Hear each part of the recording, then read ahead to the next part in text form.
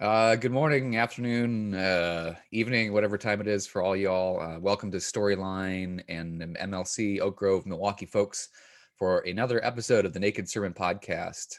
I'm Pastor Jesse from Milwaukee, and I'm here with Story this week. Hey, Story. Hello. We are looking at the Gospel of John today, specifically John chapter 10, verses 11 through 18. So if you want to grab your Bible or e-reader or whatever you are looking at, go ahead and do that. And you can read those verses as always. If you feel like reading the whole of John chapter 10, that wouldn't hurt either. Context is always good, but pause the video. And when you're ready to go, press play and we will commence. All right, magical time has passed. So John 10, 11 through 18 it's a parable-ish. Unlike, well, I should say in the Gospel of John, we get a lot of these metaphorical stories that Jesus doesn't just come out and say, and this is a parable, but it's a parable. So I'm going to refer to it several times as a parable, even though, well, I've already made that argument. So it's a parable that Jesus is telling about himself. He's placing himself in this story, but he's forming this metaphor of the idea of the Good Shepherd, which is really a Gospel of John thing. Not that it doesn't pop up in other places, but John has a lot of these images for Christ that come out of it. And there's a really fun, long explanation as to why that is. A lot of it has to do with, the Gospel of John is one of the latter Gospels. And so this is at a period of time where Christianity is kind of forming new symbols and forming itself into a thing as opposed to just a, reform movement in Judaism. But that's a whole much longer conversation. So just take my word for it that John is intentionally, yeah, thank you. We're intentionally creating, some metaphors here. And so we've got Jesus describing himself as the Good Shepherd. The passage before this, verses 1 through 10, is actually one that Story and I looked at. It was a while ago, I think.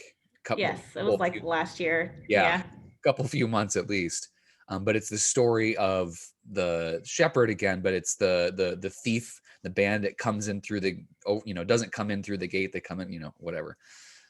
So there's a lot of sheep metaphors, sheep narratives in this part of John. And just to place this in context, John 11, so the piece that comes right after this, is the raising of Lazarus. So we're kind of getting towards the Jerusalem narrative here in John, meaning that we're towards the end of Jesus' Galilean ministry, and we're in the part where we're moving towards Jerusalem and the crucifixion. So the metaphor at hand, Jesus says, I'm the good shepherd, and he goes into description of what that means, but there's an intentional contrast that he creates here. Yeah. He describes himself as the good shepherd, and then he creates this, he identifies this character of the hired hand. And he says, the hired hand, who is not the shepherd, in case that was unclear, and does not own the sheep, sees the wolf coming and leaves the sheep and runs away. And the wolf snatches and scatters them. The hired hand runs away because a hired hand does not care for the sheep. Boom. There's the contrast. And so one of the things that I find interesting to talk about here is the contrast of the good shepherd as the selfless one who is primarily concerned with the well-being of the community, in this case, the sheep, versus the hired hand who is literally a hired hand. There's somebody that's getting paid to do a job. And the phrase that pops up into my head, I've got this image running through my head of the hired hand running away from the wolf, screaming, I don't get paid enough for this. Totally. So it's not necessarily an evil character. It's just it is, it's reality. Right. And again, it's a contrast describing the good shepherd. Right. What they're about. I don't know. What do you think, Story? Yeah, I think it's interesting to think of it in that terms because, that's an attitude I can identify. With old jobs I used to have, I'm like, I'm not invested in the future of this company. Like when I'm working retail, I don't know if it's the same equivalent, but I'm like, if someone came here with a gun and was like, give me all your money, I'd be like, okay, it's not mine, take it. Like, I'm not going to die for this.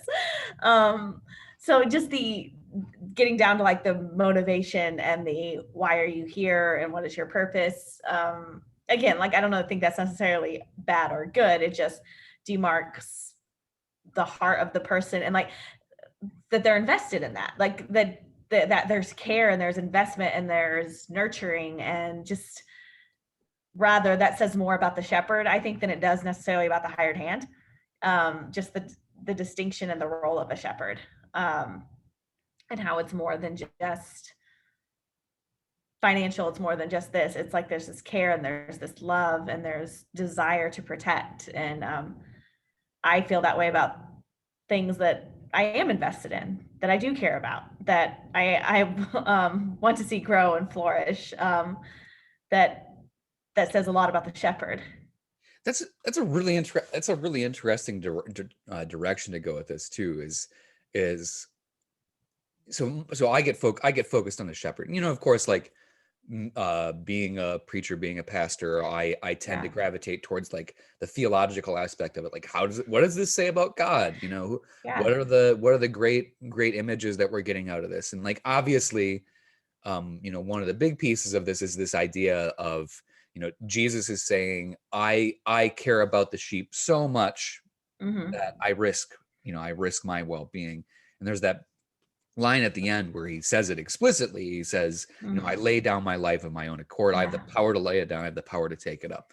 So I tend to gravitate towards that. I'm like, okay, let's say what this says about God. Let's describe, you know, how God is in Jesus is this self-giving person that cares more about community and more about the community, in this metaphor, the sheep, than about their own well-being. But it's interesting to think about it like in terms of our own motivation and where we find ourselves, because like I'm with you.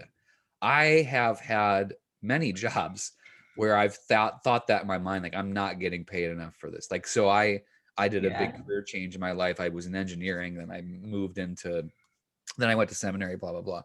But I remember thinking that like several times over the course of the year that I worked at the chemical plant, where I was like, I am the only thing that's motivating me here is a paycheck. Yeah. And that's not necessarily bad, or that's not bad or good. It's neutral. It's like neutral. Sometimes that's where you're at. Gotta put food on the table, you know? Yeah. And the fact that they point out the fact that the hired hand is not the shepherd and does not own the sheep, I think even that line like tells us about the hired hand. It's like, again, I don't read that as a condemning line. It's just like, this is like, they're not even his sheep. Yeah. Or her sheep. Like, why would you die for these sheep that are not yours? Exactly. So I think there's a lot to be said there for like where you choose to like, invest and put roots and say, this is mine. This is my community. These aren't, even though we could talk later about whether our role as mimicking the shepherd, but this idea of these are my people. Yeah. And this is my dream. This is my goal. This is my whatever you're nourishing and trying to bring to fruition in life and take care of and tend to, whatever your garden is. Like when it's yours, you feel that way. Yeah. Yeah. I mean, it says a lot about a sense of ownership or a sense of belonging, right? Yeah. Because like, this would go in such an I mean, this would be a 5-hour conversation, but talking about like times in your life that you felt that you've been a part of a community where you felt a sense of belonging and ownership, like how rare, you know, is that experience, or is it rare? I don't know. Right. You know, do we have agency in being able to say, you know, claim this, Sam, I'm going to put myself into this wholeheartedly, or do you experience this sense of detachment of like, you know, I'm not really invested here. I'm just punching the clock, getting my paycheck. I mean, metaphorically speaking, right? You know, when you're, you know, maybe even in a church situation, like, this is the best worship experience I could find, but I'm not really invested in the community. Right. Yeah. Going through the motions. This is where I think I should be. So yeah, absolutely. And not necessarily using this as like a condemnation or a criticism. No. Yeah. Like, I think it's okay to find yourself in a even a faith community and be like, you know what, this isn't really my place. I'm not invested in this. It's not this isn't like us browbeating you saying like, well, that just means that you need to invest more energy into it, right? Right. Like, yeah. I think more so even than that, it's this idea of like where sometimes that's going to look different for you in different periods of your life, what you have the bandwidth and space Totally. and and energy for. And but that there's still this image of, I think it's worthwhile to look at the places in your life. Is there somewhere I feel Yeah. like I belong and they belong to me? Yeah. Like this very human, um your destiny, your future, your what's good for you is good for me, and what's bad for you is bad for me, because we're Yeah. so interwoven. And again, depending on where you're at in your life, that can be much smaller. It might just be your immediate family at a certain point in your life, Sure. because that's all you have. But Sure. that there's this picture of, that's who you will sacrifice for, and that's who you will love, and that's who you will Absolutely. give up of your own time and energy for. And thinking about where you felt that and how you felt it, and I do think there's not to be the moment where it's like, now God is 10 times this, but there's an element of that for There me, right? is. Of like, where I felt that way on a small scale, and thinking of belonging to someone in that way, and belonging to God in that way, and Yeah. that God regards me in that way. That there's something in there that is very tender to me, that of feeling held and being seen, and to intimately know someone so well that I know their voice and they know my voice. And Well, to and go that's back to the other one, yeah, where it talks about the sheep know my voice. well, and I was gonna say, because that's one of the things that I found cool here, and it doesn't explicitly say it, because the line is like, because Jesus is getting into this expansive understanding of Yes. the flock, the herd of sheep. Flock, is it a flock? I guess it is. Flock of sheep, Flock. flock of seagulls. Anyways, he's describing this community of sheep, and he specifically says, I have other sheep that do not belong Yeah. to this fold, I guess is the correct term. Mm. But what he's indicating, right, is again this, what you already mentioned, this expansive nature of community, which, Yeah. yeah, I think it's fun to do the God is 10 times more than this here, because um it's the way that we kind of connect to or relate to, ultimately, the idea that Jesus is trying to express about himself and about the kingdom of God, is that Mm. we just got done talking about the ways that we've experienced, or we can experience this, or might experience this, where Yeah. we find ourselves in a community, or maybe, again, like you said, maybe it's just your close family, but Or friends or imagine, whatever it is. It's yeah, or yeah. whatever it is, right? A friend group.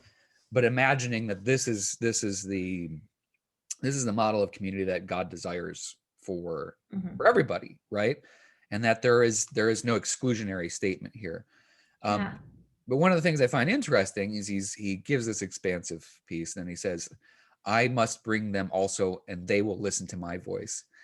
Mm. And I also kind of interject in here, and I will listen to their voice. It's not Mm. spoken there, but with all the reciprocality that's occurring here, I know them and they know me. I think there's this mutual listening as well too. Like Yeah. I'm imagining, that part of part of this expansive community is like being heard, Yeah. um, which is a powerful thing. And then the other piece I was thinking about as you were talking was agency being a key part of good community as well too, Yeah. like not feeling required or pressured into it, like that line that Jesus speaks, I have power to lay it down, I have power to take it up, no one takes it from me, right? This is, I'm doing this on my own, I'm choosing to put others' well-being at the Yeah. forefront. I'm not obligated to it, right? I'm not the Yeah. sacrificial, whatever. Right. Well, and I think when you have investment, well, and that's the, whenever it's, yeah, it's, this is for me, as much as when there's that mutuality, it's not, I don't say it's selfless giving. It's not just this continuous giving of just yourself with nothing in return. When Exactly. it's community, it's like, this is for me and it's for you. We are in the same fold. So when I do this, it's for you. When you do this, it's for me. Yeah, that mutuality that's there when you're in a healthy community, that says sometimes I can't give, and in that moment, that's fine. Someone else will step in. Um, but also, like, when you're invested, the thing is, you'll also, because like you said, you're not necessarily doing it out of obligation, but even when you're invested, there'll be days where it feels a little bit more like it is.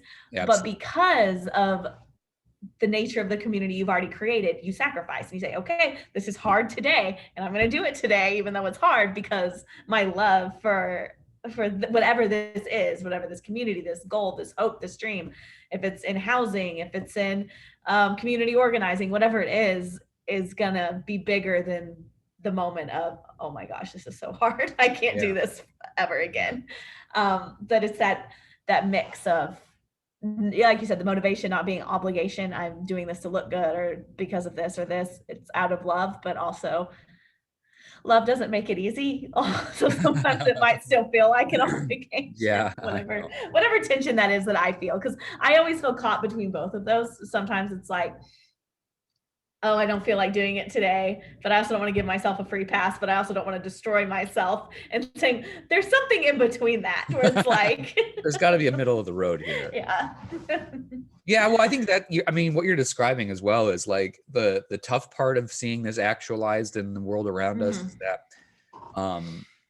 when we think of like perfect community, it's like everybody has a common goal, a common cause. Everybody agrees with everybody, and like the perfect model is this idea that like, yes, you're giving, but so is everybody else. So you're simultaneously giving and receiving, and doing that mutuality, amplifies. Amplify. But the problem is like the reality is that many of the times you're going to find yourself, on the solely giving end or the solely receiving end, and it's not going to be all kumbaya. Exactly. Yeah. You're going to go through periods where it's going to feel like I'm not getting paid enough for this. Right. And or I think even like different goals, even in a particular moment, or like different, it's just like different priorities. Totally. And I think there's a line. Well, now we're getting into like even just less about the sheep and shepherd, because I do think like in this community that we're getting of God the Father, this community of sheep it's expansive and it's everyone. And I don't think there's really anyone that's outside of it. But if we're taking it down to what we're talking about, that also is where you draw the different lines of like, okay, this is a community I can be part of with these, even though there's this variation. And then there's a line where it's like, this variation isn't acceptable to me. And I don't think that that's wrong either, to be able to say this is not a shared goal. So I'm going to go over to this fold where there is a shared goal.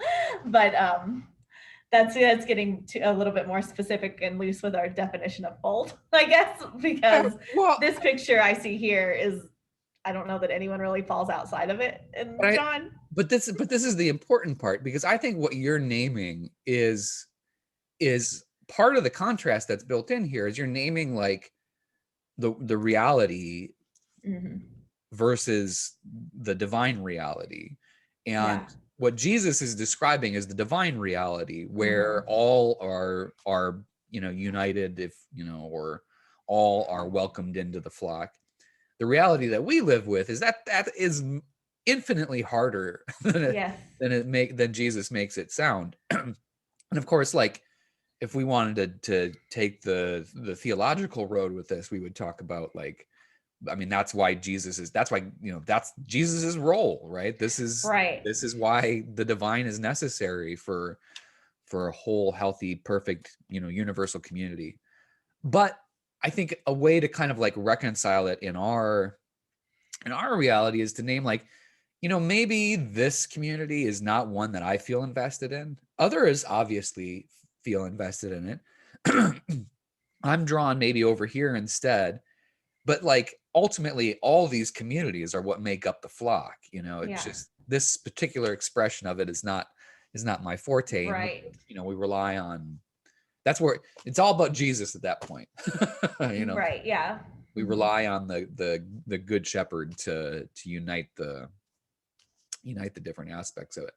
But like that's not just like hand waving to make it seem good. It's important because I think the negative direction you could go is like this forced unity of like, well, Jesus is saying here, I have other sheep that don't belong to my fold yet. We interject that yet in there. And then we say, well, our job is to forcefully bring everybody into our community. Well, then let's go back to agency being a key part of. Right. Yeah. you know, when in reality, I think it's much better to say this expression of the community for me is good, might not be for somebody else, you know, but that's okay. It's Yeah. not a critique on my community, you know. Right. Well, and I think there's something in there too about like what you had said at the beginning, this attempt to take on the role of shepherd, and how like ultimately, I mean, again, you can have the smaller version of that. I mean, we use shepherd to describe preachers and pastors and church workers, and I think it could apply to different, where you're in a nurturing role of some kind, where there's like, I don't know how to describe the No, delineate, I but get what you're this, saying. Yeah. yeah, but this picture of a shepherd who knows the sheep that don't belong, and is going to go, who aren't part of it, they're going to go get it.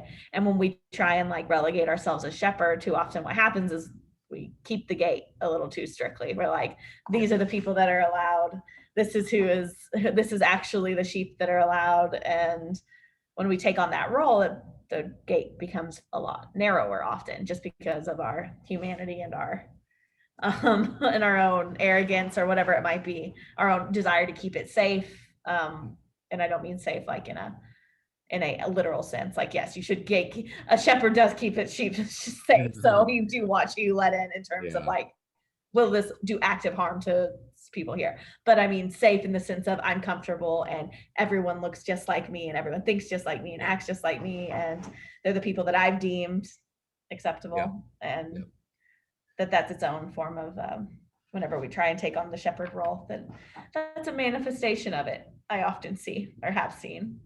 I always get uncomfortable when pastors refer to themselves as the shepherd of their flock.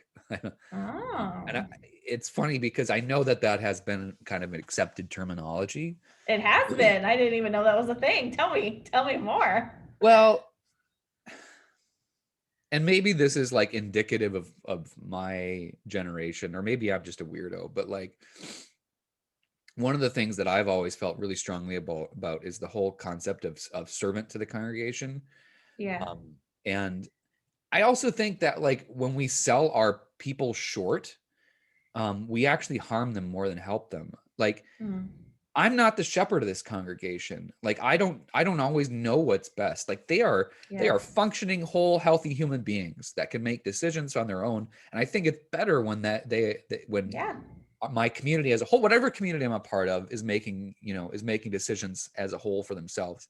I'm not necessarily getting into forms of governance and perfect democracy and all that. Yeah.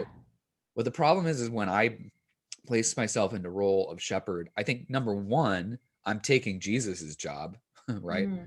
Because Jesus is not saying, I'm appointing my disciples as shepherds among you. He's saying, I'm the good shepherd. Right. Yeah. I know all my sheep. He's claiming that role uniquely. But then the other piece is that when we place ourselves into the role of shepherd, it always, in my opinion, ends up where you're talking about, where maybe it starts out thinking that we're trying to protect the people that we are stewarding in our community. But ultimately what it ends up being is me protecting my role or my image of myself as shepherd. Right. And and then it gets down to gatekeeping, right? Because well, I mean, this would turn into much like one conversation, but like, I think you create an icon or an idol of your community at that point, because it's your vision of who this community is. It's not who they actually are. Yeah. And maybe go ahead. Sorry, I was just going to say, and I think it feels condescending and patriarchal.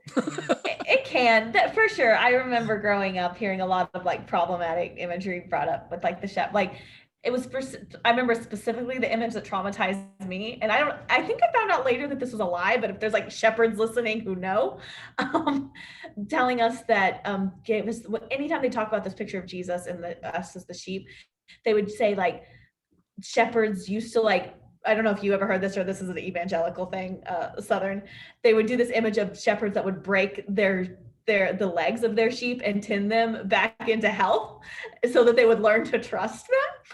I found out much later that was not true, but we were told that was like an image used, that they said this is one of the ways that shepherds would gain like the trust of their sheep.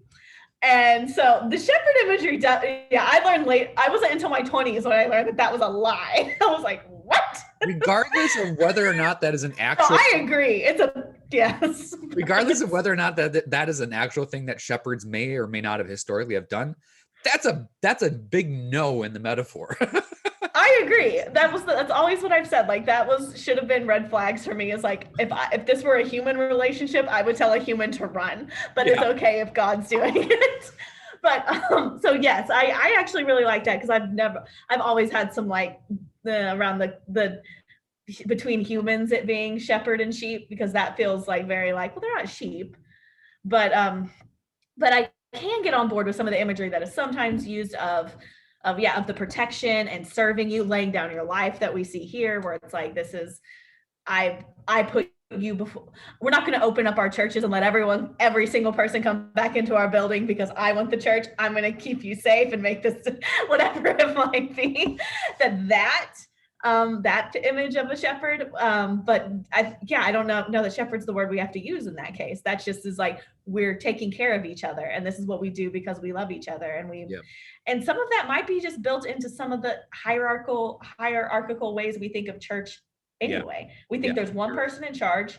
And as long as we have that set up, of course, it's going to be on that one person to keep everyone safe because you've given them all the power, which is both bad for you as a sheep, air quotes, as a congregant, and for the person you put that pressure on. Like, and then it's like, it's that weird, complicated thing. The more power you give, the more you want, but you also hate it because it becomes so pressury, but also like you want to keep it because it's yours. And so I mean, that could also, I like being able to toss that out as a way of understanding the pastor congregation relationship. It's just weird. Yeah. I think that's what it comes down to me. It just gives me the willies. I'm like, I don't know. That's fair. Yeah. I was gonna kick out of like, I don't know, because one of the things that is true for me, at least in some of my experience of more evangelical communities, is that they love talking about how they're we're an Acts 2 church, sharing everything. Oh yeah. But at the same time, you've got the dude up front that is basically the cult of charisma. Anyways, I'm just gonna start ranting if I go that. 100%. Yes, 100%. And then I could never reconcile those two things. Sure. But I like that. I like that picture then of like, if we're all sheep, pastor sheep, I'm sheep, we're all sheep, and we're all in this fold, then is it just our job to love and protect each other? That's it. Love the ones that Jesus brings in and not say they don't belong or they don't have a place here, or that if we're all sheep, we're all just kind of, we're needing to be taken care of as much as the other, and we all take care of each other. So I like that. It's the end of Return of the Jedi with everybody singing and dancing and the Ewoks being goofy and silly. Everyone's favorite. Everyone loves the Ewoks. Which, by the sorry, I just had to bring in I figured what a great way to close this out by bringing in a Star Wars reference. Always. I just want to say that the remastered version, the changing the music for that scene is the worst thing that ever happened. It's not the love dub anymore. Love dub. Wait, what was it? yeah. Well, they brought in Anakin. They bring in Hayden Christensen as Anakin. No. Don't mind my sister. She's walking back and forth behind me. Yeah. I like that though. I like that kind of, as Anna, trying to learn a little bit from Anna, where she tries and gives, a little bit. I like that challenge of considering like, where do you feel this? Like, where do you feel like that the future of this is as much a part, like it's my future too. But the health and wellness of this community, this group, this goal, whatever it is. Where am I more than just the hired hand? Yeah. And not with the guilt of being, there might be areas in your life that you are the hired hand, and that is fine. That's okay. Yeah, but where is the part of my life where I can invest myself fully, but knowing that I'll be fully supported as well, that I'm with people that are fully investing themselves as well, And where you don't have to take on the pressure of role as shepherd. That you are walking alongside a bunch of other sheep. Trusting that your fellow sheep will be shepherded by the good shepherd. Exactly. That you're not just a bunch of Lemmings. of dumb sheep that are following just that you're all. You're not a That's bunch hard to make. It's hard to make sheep flattering, I gotta say. It is. But It is. if we're talking about that relationship of Jesus being one who's, again, not to start us on a new thought, but I like that idea of like Jesus saying, "This is me," versus again, it's always going to come back to that for me, that penal substitutionary atonement versus Jesus being the sacrifice that sates God's bloodlust, rather Jesus being like, nope, this is all me because I'm invested and I love you and I care about you and I'm not just hired to stick around to do this and then gonna run. But there's a trust there that because in that case, apparently God is the wolf. Exactly. Yes. Oh, it's a whole other thing. But we will leave on that. That God is not the wolf. Don't worry. We finished our bingo sheet. We got Star Wars reference and penal substitutionary atonement. Always. Done. We have spiritual trauma at the wazoo.